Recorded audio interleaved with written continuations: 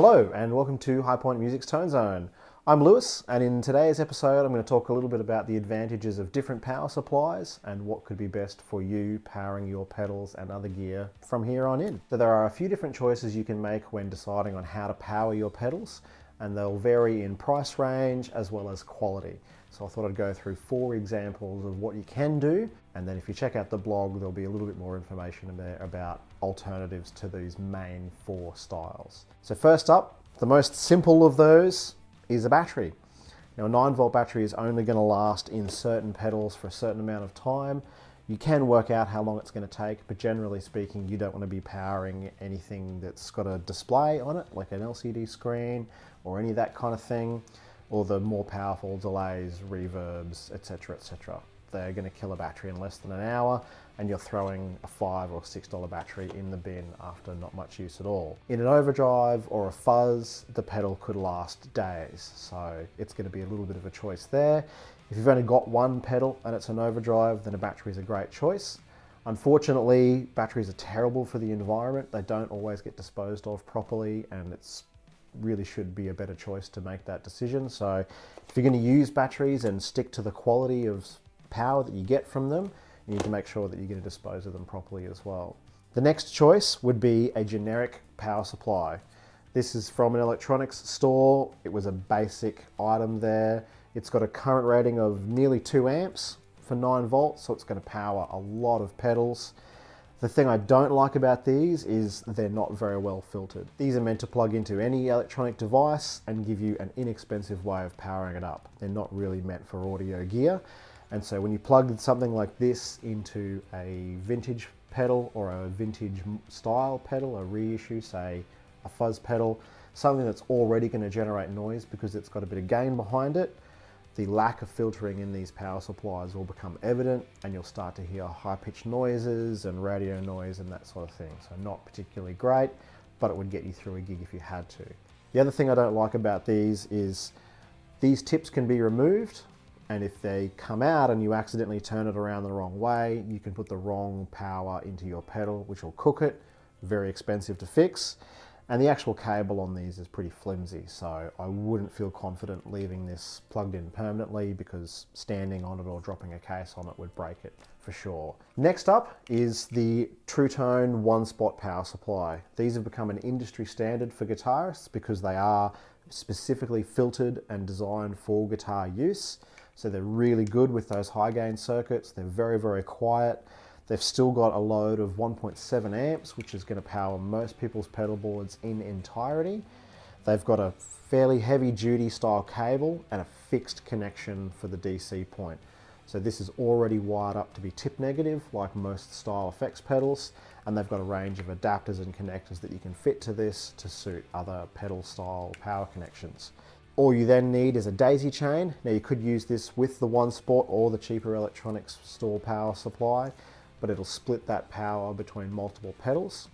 I probably would only recommend using one of these with something the quality of the True Tone 1-spot, because once you start plugging multiple pedals in, the potential for noise and bad sounds is only going to increase with that cheaper quality power supply.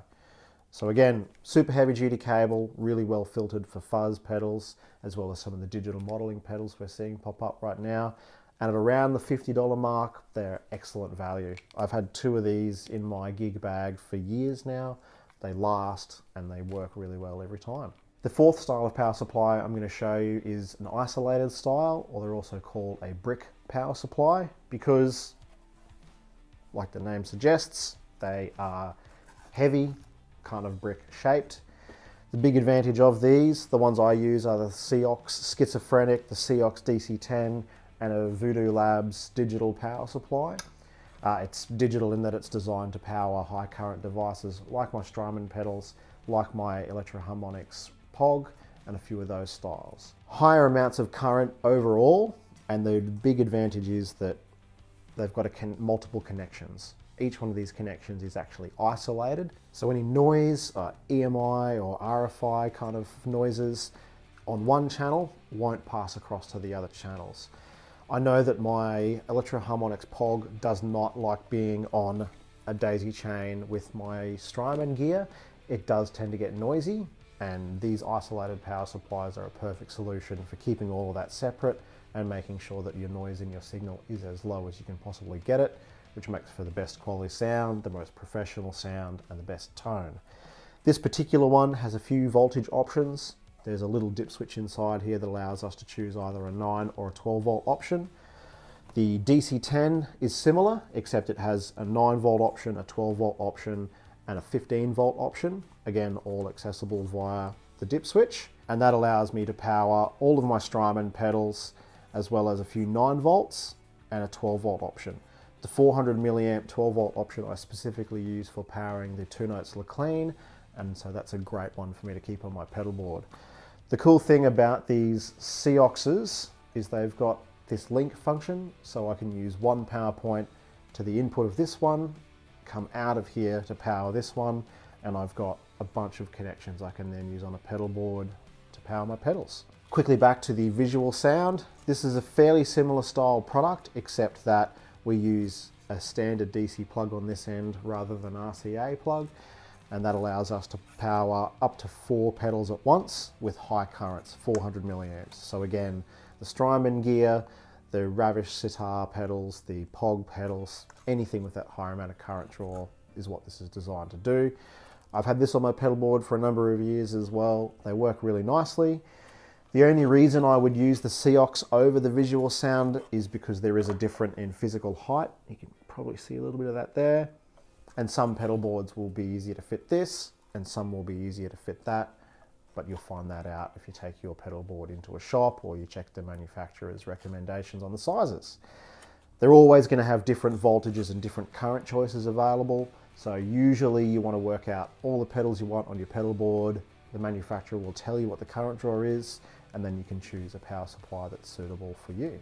The only real disadvantage of using something that sounds so good and is so professional as the Seox or the Visual Sound products is that they are expensive. By comparison, at least, you're talking anywhere from $200 to $500 for a power supply. So most people starting their first pedal board, that's probably outside of the budget that they're looking at, and only really going to be useful to people running higher current devices or who are doing more professional style rigs. I think the least people should be looking at is the Visual Sound product.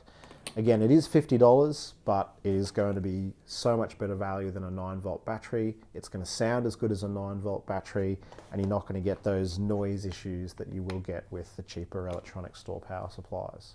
The other comment I wanted to make about the brick style power supplies is although they've got individual connections per pedal, most pedals you can run off the same supply. For example, an overdrive pedal is not going to draw 100 milliamps, so you can use something like these split cables and drive 2 pedals from the one power connection.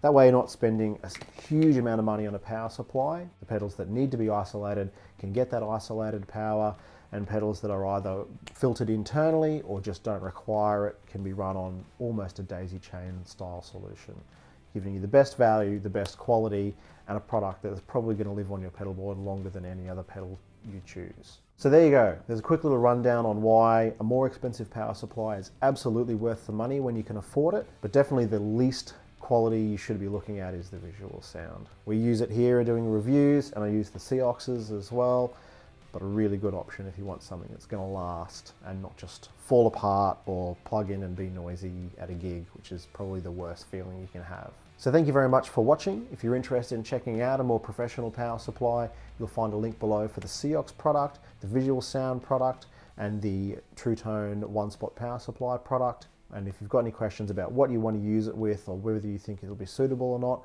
feel free to let me know in the comments below. I'm always happy to try and field that kind of thing and help out where I can. If you've enjoyed the video, I'm sure I'll see you in the next one. So thank you very much, and see you then.